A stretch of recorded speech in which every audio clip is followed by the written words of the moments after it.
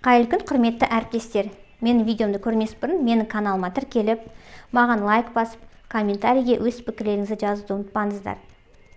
Және ақпарат қызық болып жатса, достарыңызбен бөлісуді ұмытпаңыздар. Бүгін әдістердің ең қызық түрі ойын туралы сөйлесетін боламыз. Бұл әдіс менің ең сүйікті әдістерім бірі десе де болады. Себебі сабақта бұл әдісті қалай қолданамын, солай оқушылар маған тартылып, сабақ үстінде өздерінің белсенділіктерін жоғары деңгейде көрсетіп жатады. Сабағымда бір керемет күшті жақсы көңіл күйде өтеді. Негізі ойын барысында адам өзінің шынайы бет-бейнесімен сезімдерін көрсетіп жатады. Ал ойын әдісі оқу процесінде қаншалықты тиімді екенін қарастырайық. Біріншіден, оқушы ойын барысында бақылаушы болмайды, қатысушы болады. Яғни өз іс-әрекетін көрсететін болады. Екіншіден, бойында қандай да бір тежеуліктер болса, сол тежеуліктермен жұмыс жасауға мүмкіндік алады.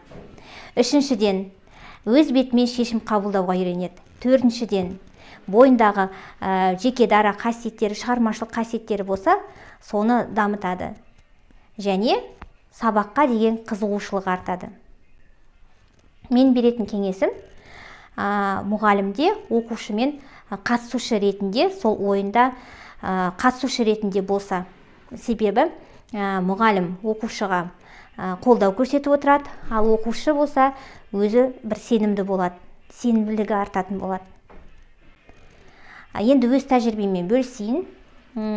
Өз тәжірибемде мен мынандай ойындарды көбінесе сабақ үстінде қолданамын.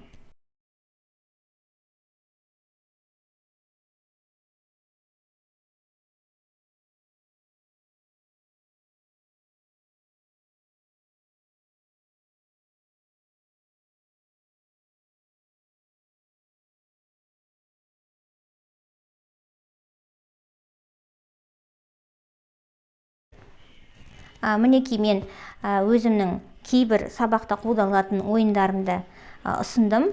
Басқа да бір ұсыныстарыңыз болып жатса, комментарийға жазып өтсеңіздер.